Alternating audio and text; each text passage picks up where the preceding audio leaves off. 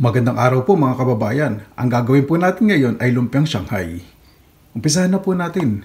Sa akin pong mixing bowl, meron po tayong 700 grams na giniling na karne. Depende po sa inyo kung baka, manok o baboy. Lagyan po natin ng 1/2 kutsaritang asin.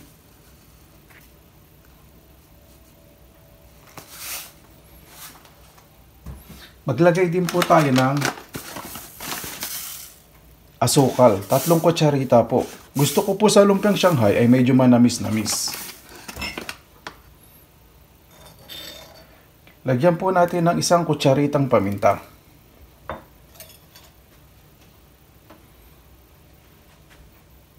Sa akin pong plato, meron po tayong 2 kutsarang bawang, ginayat po, kalahating tasang bell pepper,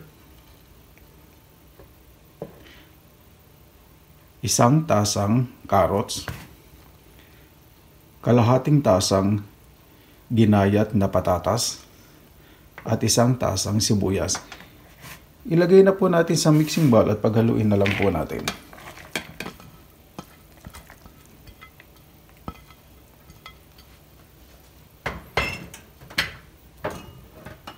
Ilagay na rin po natin ang parsley. Depende po sa inyo kung kinchay o parsley. Depende kung gaano karami po ang gusto ninyong ilagay.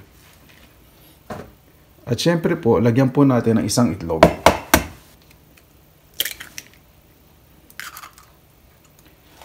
Haluin lang po natin itong mabuti hanggang sa mag-mix po ang mga ingredients. Mag-combine po ang lasa. Nahalo na po natin ang lahat ng ingredients. Ito po ay rest lang po natin sa refrigerator between 5 to 10 minutes para po ma-absorb po ng karne ang iba pa pong ingredients. Umpisahan na po natin ibalot ang ating Shanghai.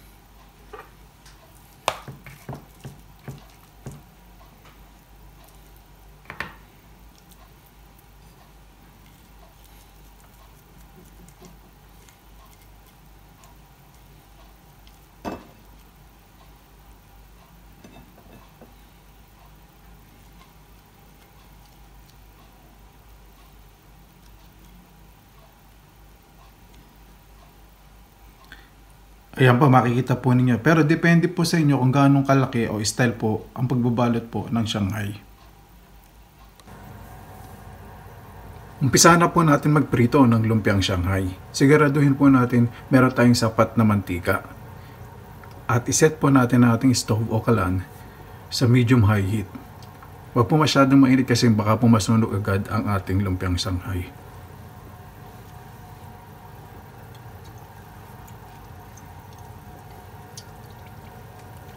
Mag-ingat lang po sa pagpiprito.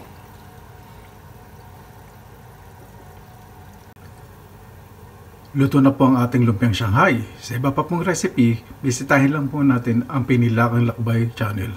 Maraming salamat po sa inyong oras at magandang araw. Kain na po tayo!